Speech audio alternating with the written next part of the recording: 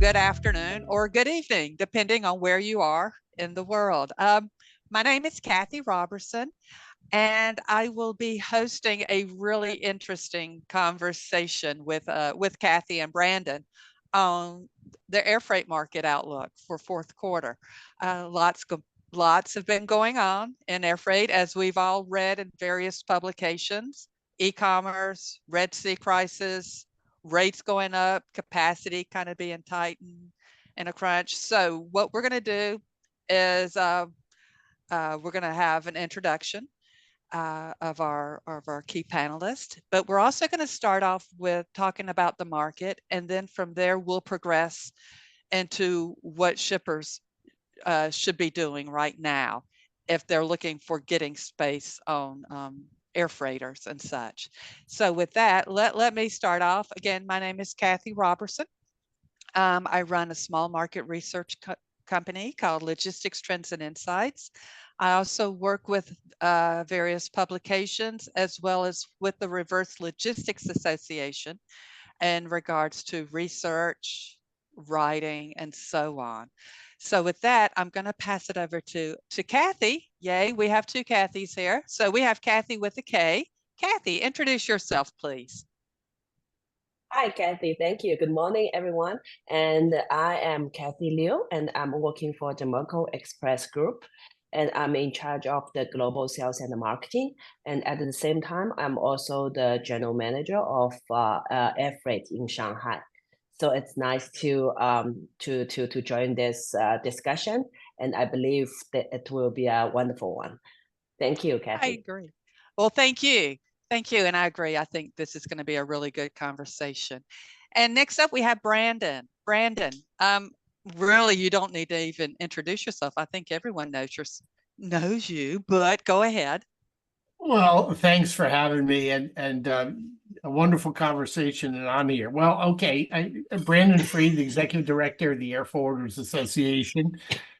We represent approximately 200 plus companies in the air freight forwarding industry, and also we have airports, and we have airlines, and we have ground handlers and trucking companies, and you name it. It's a big tent. So we invite a lot of people to get under it, and I'm glad to be here today. Thanks for inviting me.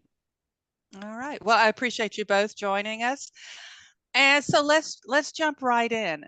The air freight market. It's funny. It seems like not that too long ago, I guess prior to COVID, a lot of shippers have basically written off air freight as an option to use when moving freight and cargo.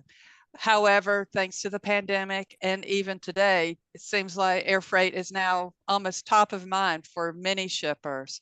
So, Brandon, could you give us a quick overview? What's driving this interest in air freight and such? There are a lot of factors. And let's start off with geopolitical issues right now. Obviously, you have the Red Sea situation, the war in Gaza, some parts of the Ukraine war with Russia.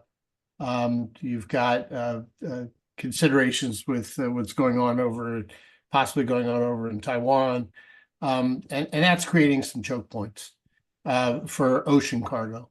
And in addition to that, you have the specter of a possible labor strike on the U.S. East Coast and Gulf ports coming up. So when you have retailers that are looking at the Christmas season, trying to get their items onto shelves here in the United States, as an example, they're thinking about what the impediments to ocean cargo, and they're going to air freight. Ocean rates are also increasing, so the delta between ocean and air is lessening, and they're thinking, listen, even if I have to wait a couple of days to get space on a plane, it'll be faster than ocean, and so I'm going to use air freight. Simultaneously, you've got you have a lot of issues regarding e-commerce. You have online ordering that is at unsurpassed levels. I think most of it's coming to my house here in Washington. But the reality is that that's creating demand for air cargo to get into the United States. The United States is a very liberal, formalized customs clearance threshold. Our de minimis is $800. So there are a lot of goods coming into the United States, especially from Asia. And they're all using air cargo to come in. So that's driving a lot of it. Okay, thanks. Cathy, talk to us about the growth in e-commerce. I'm sure y'all have seen a good bit of this running through your networks. Yeah, sure. I think e-commerce is really the key, let's say, now the key player for the air freight market since last year. And I also just read an article this morning that like Temu, the sales revenue in US for the first half year already reached 20 billion US dollar. Oh my It's gosh. huge. And actually it's the entire year, like in year 2023, the whole year's revenue for Temu. So only half year in 2024, they already reached the same amount like last year. So you can Oh my imagine, gosh. yeah, how hot is the market now for the e-commerce. And also for the volume, you also can imagine that actually it will double volume for air freight because majority of the shipment of Temu actually is moving via air freight. Yeah, So so what does this this? figure means a lot. Yeah, Yeah, please. definitely. So what does this mean for those manufacturers, particularly in the automotive industry, that depends on just-in-time inventory replenishment? Those that use air freight, I mean, are they more or less out of luck? Or, I mean, how does that work? I think it will need, because they're all using different, let's say, freight forwarders. It needs that the freight forwarder, the logistics service providers to have the priority to balance the volume between e-commerce and those, for example, automotive Okay. companies or aerospace, those MRO parts, this kind of things. It all depends on how the space control at the logistics service provider side, because they are actually get the space from procured space from carrier directly. But this year something is different, that those e-commerce company, they also procure the capacity from carrier directly, besides the volume they normally get going to logistics service providers. So there's another thing. So that's how we see the capacity is keep tight, start from March after Chinese New Year.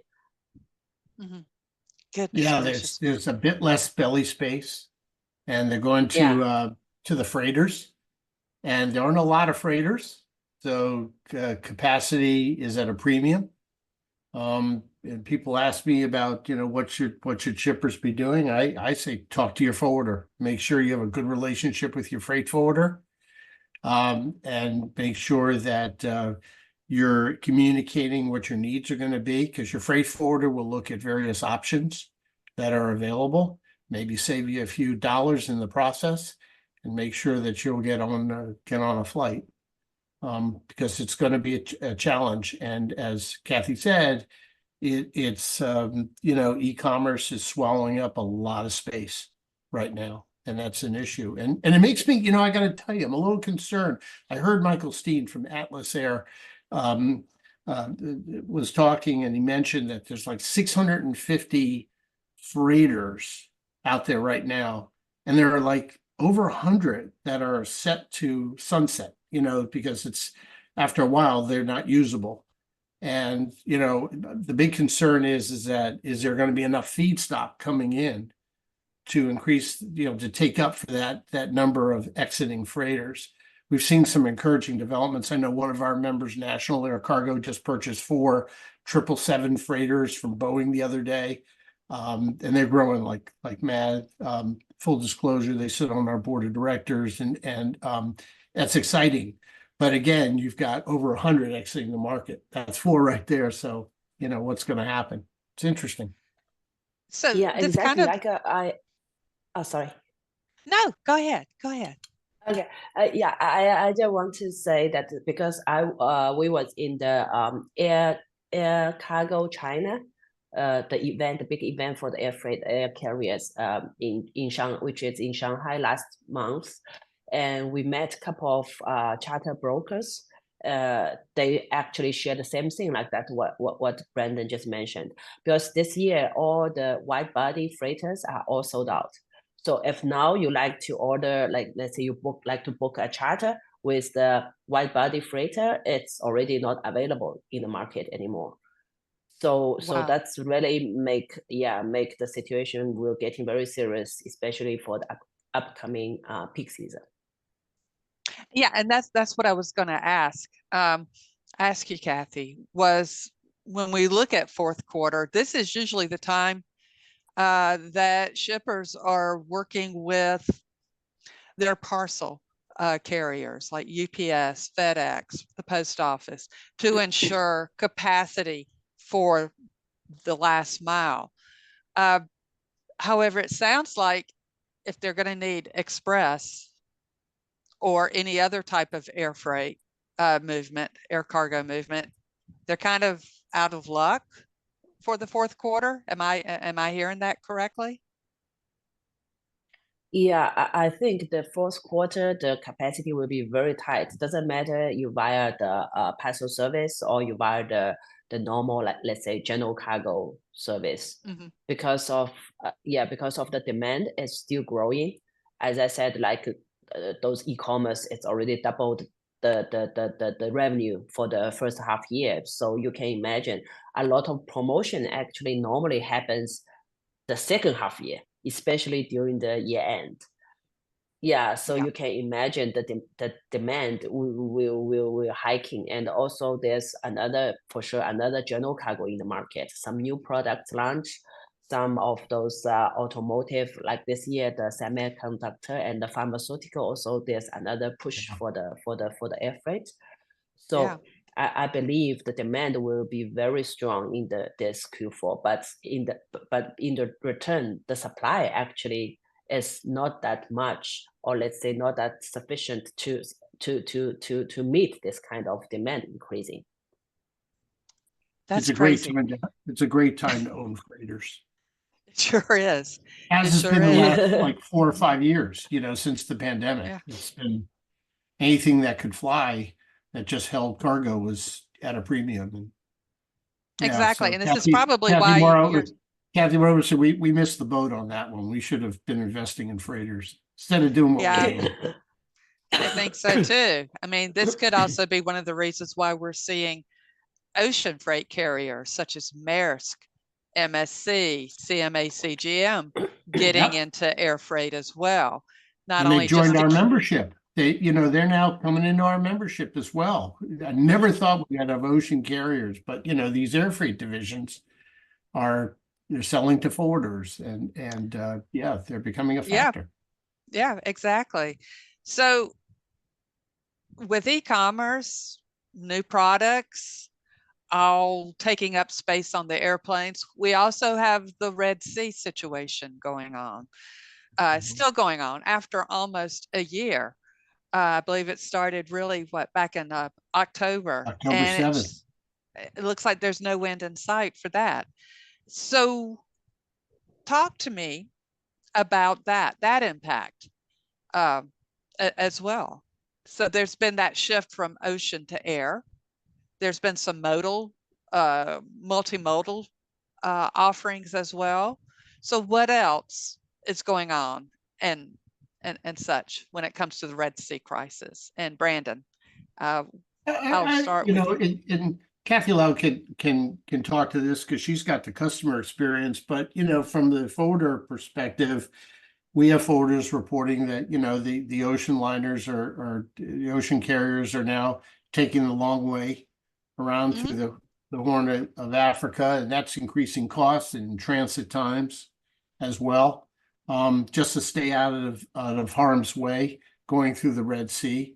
And the Houthi rebels are in business, and they're sinking ships and attacking. And if you listen to Netanyahu's remarks yesterday here in Washington, it doesn't seem like this this conflict is going to be ending anytime soon.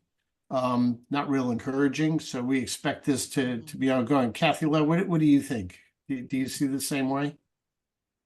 Yeah, I agree with you. This kind of situation will lasting longer. And also we see that because of the transit time getting longer from Asia into Europe and the part of the east coast of the US.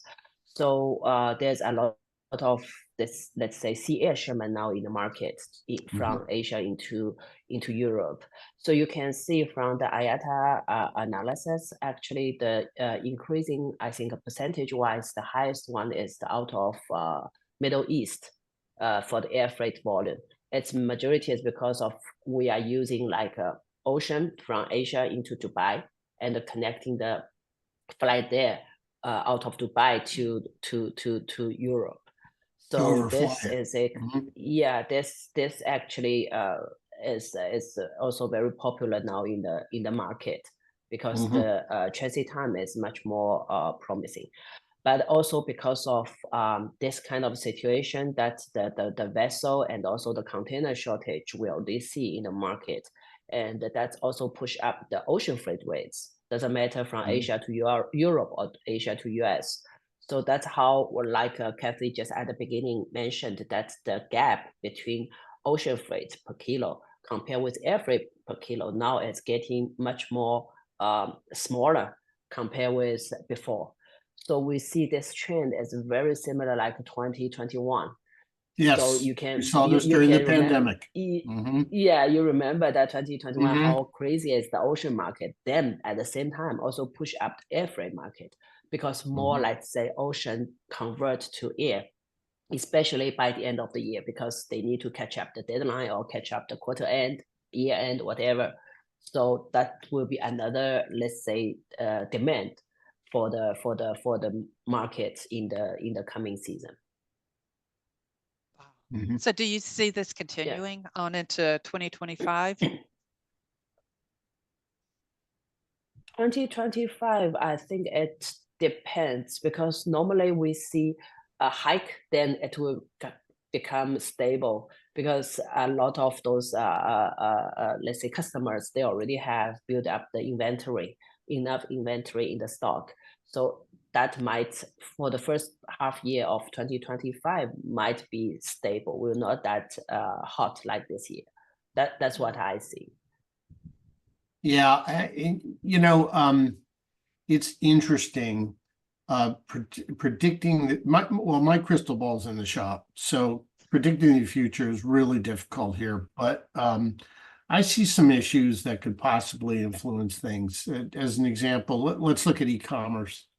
If we go to that, first of all, taking the geopolitical risk issue, I'm not real encouraged with Netanyahu's remarks yesterday, so I think that's going to linger for a little while.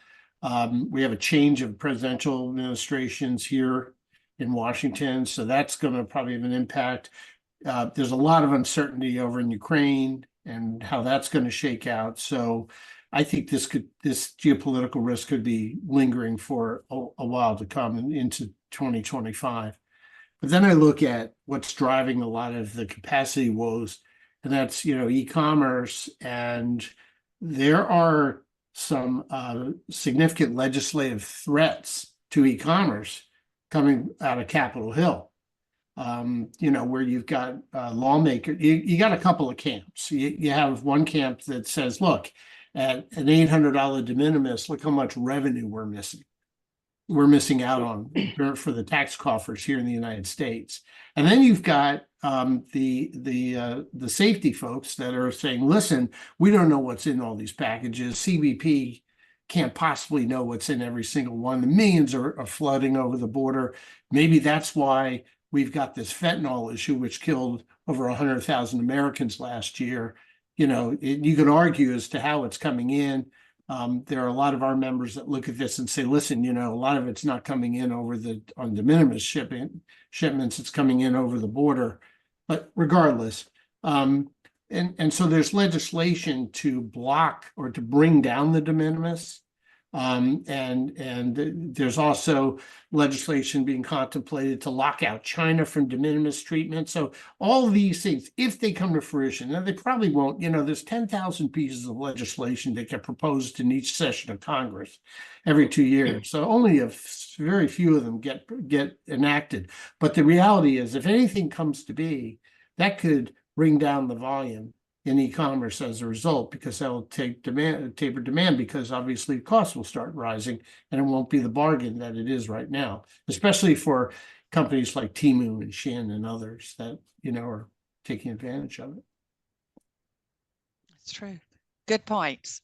Good points. There's a lot going on. And again, it just emphasizes the need to have a good relationship with your forwarder, good communications with both the forwarder and the carrier and such. Yeah, especially forwarders who are members of the Airforwarders Association, because of course it's just always smart to do that.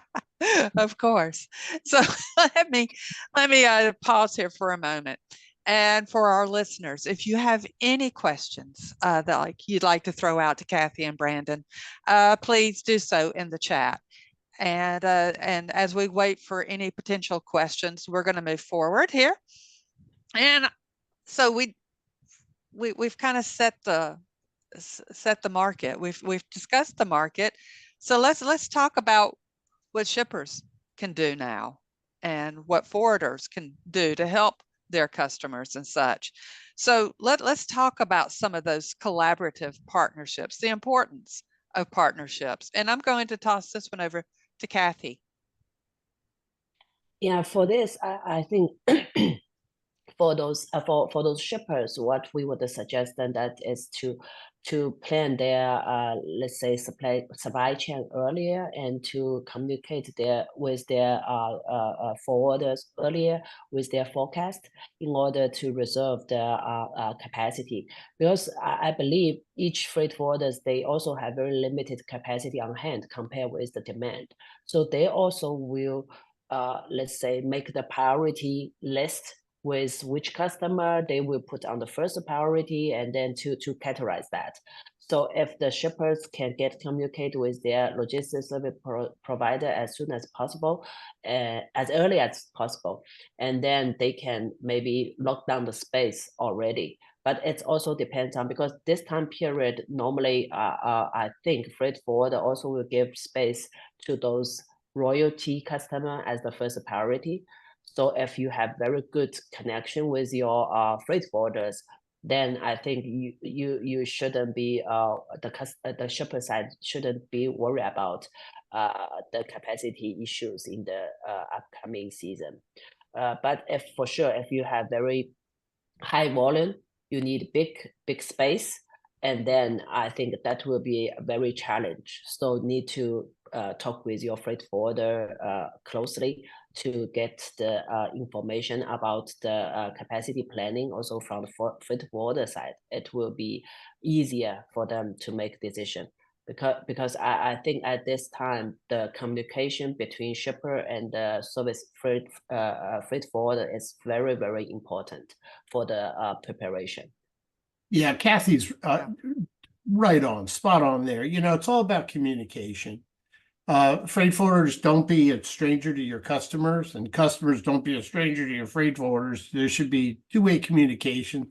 If you're a freight forwarder, get in the car, go stop by the donut shop, and then go sit down with your customers at their locations and start talking about the geopolitical risks. Start talking about capacity and getting ideas to what's expected. The first time you're dealing with your freight forwarder in a year should not be when you need them at that moment. It should be when you're, when you're planning. And then, of course, from the freight forwarder side, I would suggest make sure that, good freight forwarders know to do this. They're securing good rapport with their carriers. They know what's available out there. They're not creating unrealistic expectations. That's the other thing you need to be able to do. You need to be open and honest with your customer. And so communication has always been paramount. It's even more so now than ever before. You've got to enhance it. Yeah, Totally agree. Good points from both of you. So we got a question from one of our listeners, and it was something that we talked about right before our call, and I failed to address it during our conversation. But the question is how the IT outage, which happened last Friday, how is that impacting overall the logistics market? So probably easier to have Cathy Lau answer that, because afterwards I'll give you some results from a survey we took. So, Okay. right? Yeah. All right. Okay. So yeah, for the IT, the Microsoft outage for I think because I'm actually in US last week, so I saw a lot of domestic flight cancellation because of that. So I also found our origin stations in Asia. Actually, I think most most is for those US airlines. They have, I mean, the US based airlines. For example, for United Airlines, they have canceled the passenger flight from Shanghai to San Francisco for the entire week because of that. So we see, but it's Wow. more let's say impact on the passenger flight instead of cargo freighters. That's what we see. So for the Trans-Pacific eastbound, it might be very limited impact because of its only impact for the belly capacity. For the freighters, it's still remain the same. Yeah, that's what we see. And we Goodness. took this Okay. survey while this was going on last Friday when it first started, and we ran it for a few days. And we asked our members if you're experiencing backlogs and delays, and 60% said they were. Oddly, 42% pretty much said that they were dealing with it. And the primary areas, if I could, I'll let you, where they saw the greatest impact were on scheduling, freight movement, and tracking, which would make sense. It's consistent. And they say that it had a moderate impact on their operations. And most of them told us that, they were, I would say almost 85% said they were prepared for something like this. They had mitigation strategies in place, and that they were ready for something like this to happen, which is always important in your backup strategy. And then we asked for their opinions, shout out, just let us know what's happening. And I said, look, we're in this with everyone. And to what Cathy just said, yeah, it's mostly the passenger operations. One person says, hey, it's don't use CrowdStrike. Okay, I guess that's that's a lesson to be learned. But because we asked them, what else do you want us to know?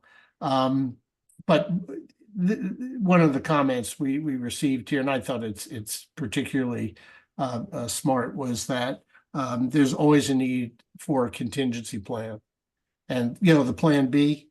And for those of us who've been through business school, they always teach you is that risk mitigation. What are you doing? Wow. What are you going to do if this doesn't work out? What's your plan? Exactly. I think that we all need to learn. And I think the pandemic set it. I think the pandemic set us on a course for always having a plan B. Hmm. And this is just one of those. This is just another fire drill that we need to go through. Exactly. Exactly. I mean, those risk mitigation, those plans, very And by the way, important. But Cathy, this is why you use a freight forwarder.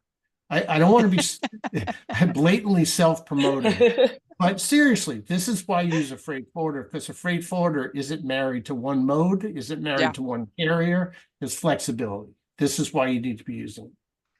and they're great for consulting. They're great as consultants. Like you said, Brandon, if you have a flight that's booked up, what are the alternatives? And that's where your freight forwarder can come in Exactly. into play.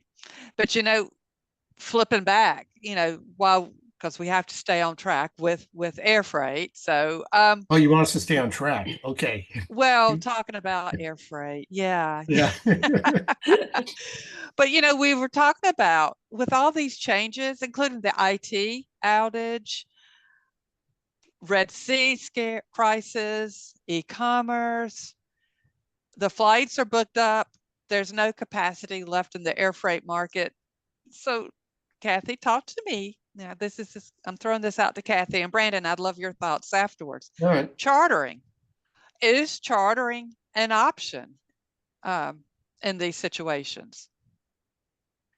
Yeah, I think charter is definitely a option for this, let's say, strong demand in the market, especially when we talk about more ocean convert to air and e-commerce and also other those new products in the market. They all need, let's say, big space. So if you only have 1 ton or 2 ton space, you cannot solve the customer's problems.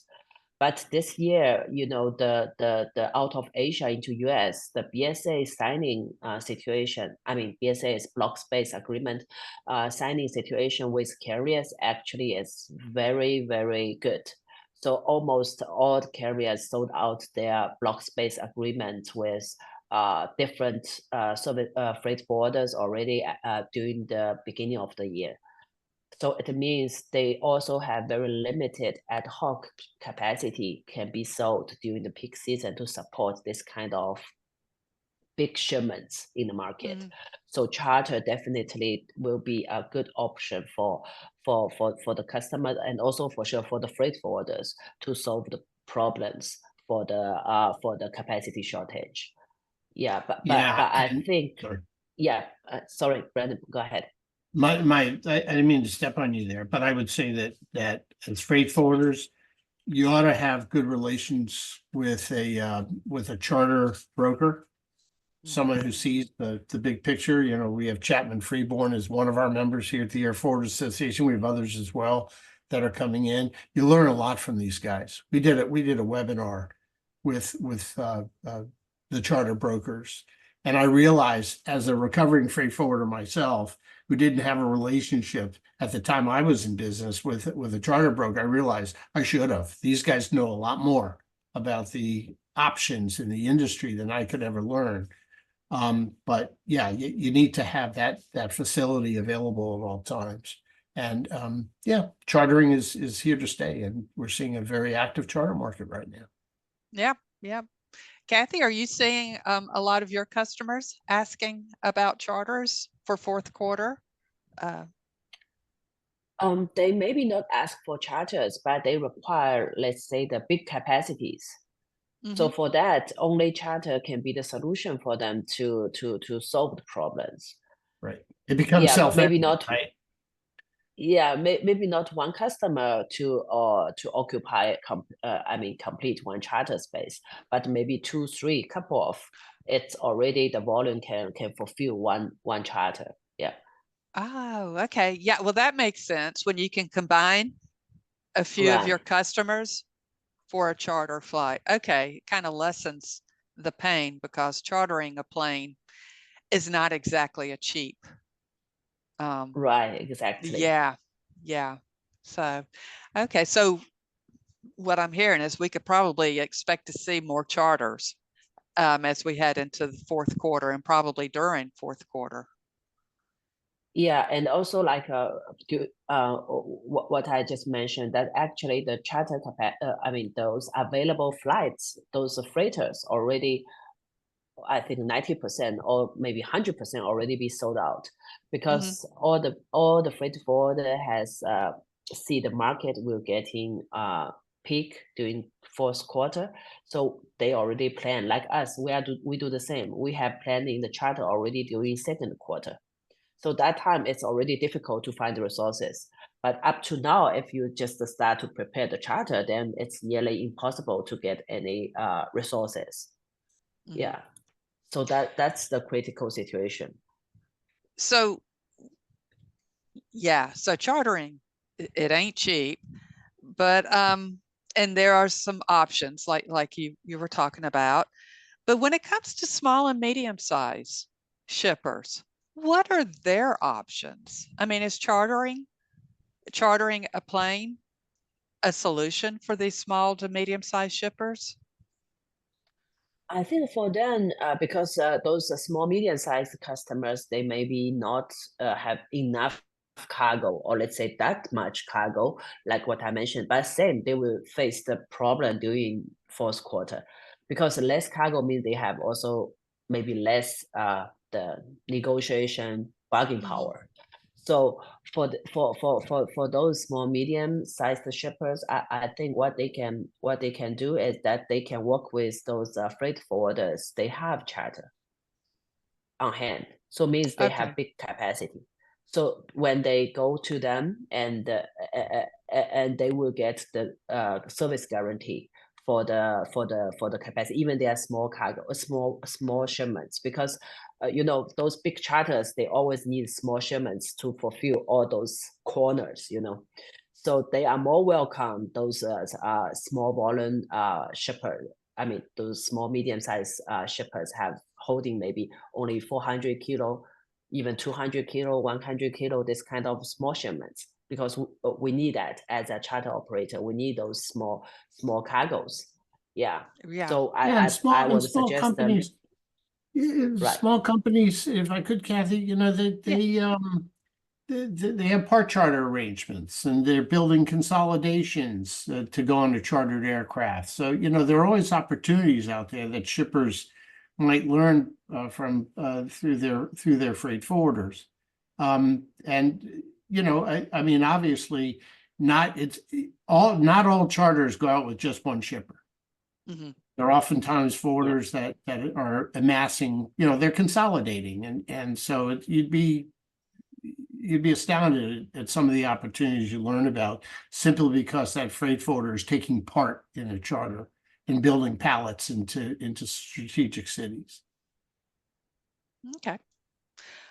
All right. Well, let's shift gears to technology. So both of you, I'll throw it out to both of y'all. So talk to me about some of the latest technologies, innovations that you're seeing, or what you're hearing when it comes to air freight logistics. And I'm going to throw out that those two dirty letters that I say, AI. So let's just go Well, ahead and clear the air, and let's start off with AI. so How is I was, that? yeah, Uh, if I yeah. may, I was at a conference, and the question about AI, someone says, "Is AI going to take my job?" And this expert, it was given to an expert on AI. Everyone's an expert in AI. This guy happened to really know what he was talking about. And he said, AI in and of itself is not going to take your job. What's going to take your job in the future is someone who understands AI and knows how to work with it. That's your threat. And I agree. I think the possibilities with AI are limitless in the logistics industry. You look at companies like, I guess, Raft and others that are leveraging AI to perform rudimentary customs related tasks by reading messages and knowing what, and then preparing forms that are needed to clear the goods, that type of thing. I think it's interesting. What is, to me, a big threat is when you rely on AI completely, and AI starts hallucinating or going on its own merry way and doing things that a human could have stopped. Right? So, and machine learning is wonderful until it's, I've always said, I asked ChatGPT, I put my name in, said, tell me about Brandon Frieden, and said I had a PhD in air cargo from Harvard University, and which I'm running with, by the way. But the point is, it's not that reliable yet, but I think the possibilities are endless. Cathy, what do you think? Yeah, I agree with you, because people always say logistics industry actually is people business. So Mhm. you need people to manage those communication, coordination, and the relationship with different parties. I think it's not AI can replace, because you like customer service wise, you need to give the warm feeling to our customer. A machine or a AI robot cannot make that. And also, when we're dealing with those daily operations, always here and there's some problems because of customs issue, the shipment cannot arrive. Because of the tracking issue, shipment may be delayed. So you need enough flexibility to face this kind of situation and to handle it, and then to complete our consolidation for the, doesn't matter, air freight or ocean freight. So this need a lot of experience and the flexibility, and also the people to manage that. So I don't think that AI can completely, let's say, replace the logistics service industry. But for sure, they can manage some those process which has the logic. Then they can easily manage that. Like our company, we are also doing some like RPA or some like robotic, this kind of system enhancement, and then it's really helps us a lot. So for those, let's say, fixed operational flow with a clear logic, then they really can help us to also to increase the efficiency and also avoid the mistakes. Yeah. Yeah, when I think back when I started in this business, and I used to have hair at the time, I got to tell you, it's just, when you had people on phones tracing shipments and just to get confirmations of boardings and in things that are rudimentary, that where I think AI allows you to manage the exceptions better. And by identifying when something is not going according to plan, and to bring it to your attention faster, so that you can provide the transparency your customer needs, and start dealing with the problem before it becomes an issue. Yeah. Yeah. So AI is not the only technology that's being embraced by the air cargo market. There are other technology solutions. Cathy, what can you talk a little further about what y'all are doing or what y'all are seeing when it comes to technology? You mean from the carrier side? Yeah, beyond AI. Beyond AI, for the technology, I think there's a lot of those airlines or shipping liners. They start to like e-booking, same as us as freight forwarders.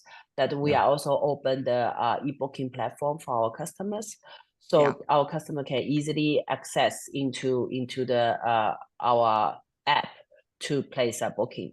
So this kind of thing also can make our customers' life more easier, because now the new generation, they are really familiar with dealing with systems, dealing with laptop instead of dealing with I'm people. so glad Cathy said this.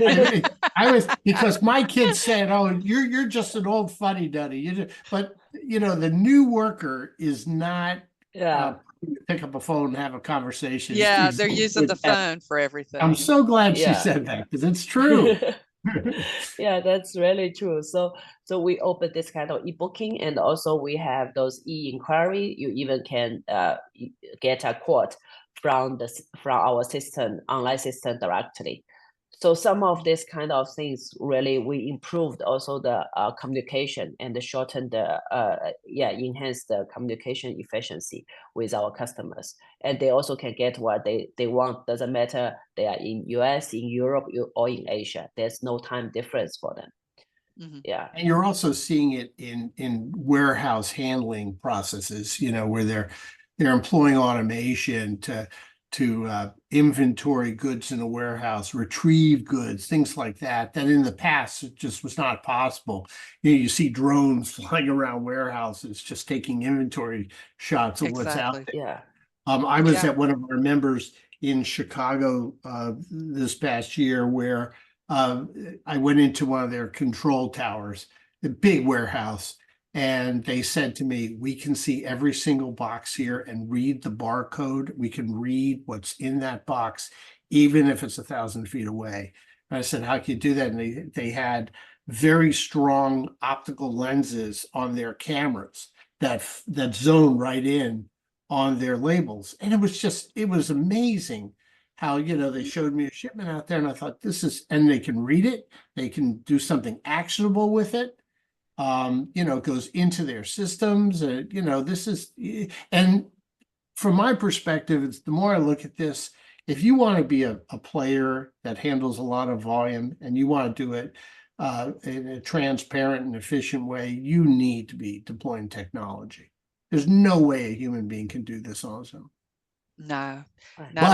But it's yeah. really important. Let me just say something. It's really important. That does not mean that you get rid of the people. The people Amen. are retrained, right? They're doing different things, but that doesn't mean the people go out the door. I was always brought up. I was always told, I should say, by my father, who has since passed away. He was very much into technology way back in the 60s and the 70s. But he always told me, you never let the technology lead you. Technology is just the tool. It's the people that make the difference. Right. And I've always believed that ever since. So so let's switch up.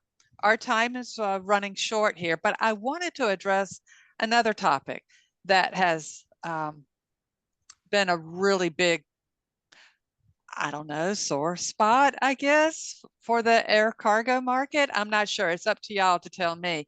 But when I talk to retailers in particular, and I ask them about their air freight strategy, there's this pause and they go, we try not to use air freight because that's a dirty mode of transportation. And I'm like, okay, so how do you get your goods over here from overseas? Well, we use ocean freight. And I'm like, okay, kind of leaves me a little speechless there. But sustainability, the importance of sustainability across the supply chain. I swear it's been discussed more over the past few years than I have ever seen it talked about. And Cathy, I'm going to toss it over to you. What are y'all doing when it comes to sustainability, addressing that whole question around how sustainable are your movements or your actions and such? Yeah, I think sustainability is a big topic, and every company have set their goal same as us. So what we are doing is that we offer those SAF programs for our air freight customers.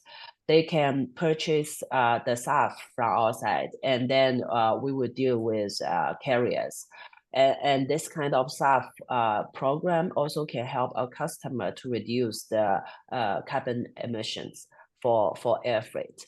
But for sure, if you compare with ocean air freight, the not that sustainable compared with ocean. That's for sure, and that's also because that's also you see the biggest let's say transportation mode in the world. 90% actually is from ocean freight. Only 10% for those urgent cargos, for those special cargos, they will go air freight. So that's why we have purchased the staff. We have the cooperated staff program with Cathay Pacific, and then we offer this kind of service for our customer to offset their carbon footprint as well. Yeah. So yeah. No, I was going to ask What you, did I say? are your customers willing to pay extra for that? Yeah, sure. Because they Yeah. like to also reach their goal. Like Okay. each company, especially for nowadays, US, Europe headquartered company, now followed by Asia-based companies, they all set up a long-term goal for the sustainability. So to reduce the carbon emission is one of the let's say the target they need to reach. So they are willing. I mean, customers, they are willing to pay extra to purchase the SAF programs from us. We already have a couple of key customers already cooperate with us for this kind of program. Yeah. Okay. That's Okay. Well, that, well, yeah, that's heartening. That's good to hear. It yeah, really that is. they're willing to pay for that. Yeah. Yeah, definitely. Brandon, are you seeing more of your members embracing these types of measures? Of course, and they're getting a lot of pressure from, as Cathy said, their customers are pressuring them, and it's one of the reasons why we have a very successful sustainability committee here at the Airforwarders Association that meets periodically and has guest speakers and talks about what's out there in terms of the nomenclature and the tools that are available. So yeah, we're definitely there, and of course our members, as Cathy just pointed out, I mean they're starting to implement carbon saving practices in their warehouses, using more efficient lighting, climate control systems, their vehicles that they're using, even in their offices, they're doing what they can. But the reality is that freight forwarders typically don't have their own planes.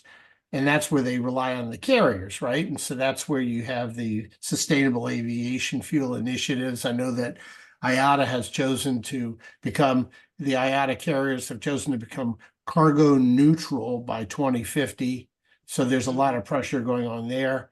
And the carriers are coming to us and saying we'll provide carbon offset programs, and we can sell SAF flights as well. I think there's a lot of good being done, but there are also a lot of concerns that I think we need to be looking at. First of all, is greenwashing. This idea of, is it really, is what you're talking about really making an impact, or is it a lot of fluff? And it's expensive. A lot of these initiatives can be costly, and the rate of return, or the return on investment, is questionable. And then also we in Washington, we look out for regulatory and legislative initiatives. I mean, we're looking at what's going on in California right now, where companies that have over $1 billion, which is not a lot of money nowadays in turnover, have to file a report on their carbon burn. And the report, we've been pricing it out. To get a firm to help you with it, it's like $50,000 to do this report that's required now by law. So we need to be really careful about it. It's all these initiatives have some good parts about them, but we also need to be cautious as well and be able to separate what's valuable and what's not. Okay. Very cool. So we have roughly 8 minutes or so left. Well, actually 7 minutes left. So real quickly, well, it looks like we've got another question that just came in. So let me ask this one. And this one is from Courtney Blackman from Air Cargo Next. So it seems with all the progress in sustainability, it's still a drop in the bucket compared to what's necessary to achieve net zero by the 2050 deadline. So how is the industry actually measuring progress? Very good question. What is necessary to really achieve this? And once the industry does, what's next? Ooh, very good questions. So I'm going to put Cathy on the line here. So Cathy, what are your thoughts on this? That's really a very big topic, actually. Yeah, I very much think, so. Yeah, let's say the hope is there that everybody said, I see from customer side or from carrier side, they all set their cargo and their target until 2050. It will be zero carbon emission, something like that. But that looks like a very long-term planning. It's still 25 years to go. What we see now is that actually the production of the SAF actually is still very limited. The resources is still very limited. It's not like a normal jet fuel that you can get now in each airport, every airport. But the SAF support actually is still very limited. We talk about I think the production will increase until 2030. I believe the figure shows that will be let's say to cover 30% of what the current jet fuel. But it's also still it's in the progress, and Okay. we are still close monitor the status and to see what will be the development. Yeah, so I think now currently we only can see very short term that the first thing we need is enough supply for SAF. Then we can fulfill that. But on the other hand, if you use SAF, the cost will getting higher. Who should pay for that? By the end, there's somebody need to pay for that, right? Carrier pay for SAF, then carrier transfer it to customer. Then by the end, the customer need to pay for that. So is the market already ready to accept this kind of the increasing? Because once we change to SAF, if we change to SAF, the rate will be much, much more higher compared nowadays. Yeah. So this is something industry always discuss about it. Yeah. True, So, true. let's get real. Courtney is 100% right. It's a drop in the bucket. And governments need to step in because really the path to carbon neutralization is through sustainable aviation fuels. And what's being produced now is what, 2 to 3%? You've got a number of factors here. First of all, you need the refining capability. Who's going to build that? You can't expect industry just to do it unless there's a compelling business case for it. So governments need to step up. They need to be providing adequate incentives, and they need to be providing financial assistance to do this so the industry does it. That's the first thing. The second thing is that airplanes need to be adjusted. People think, I sat next to a guy on a flight from London a couple of months ago, and he owned a sustainable aviation fuel company. And he was on his way to Washington to do a presentation. And I said, can these airliners now use just sustainable fuel? And he said, no, they're not ready for it.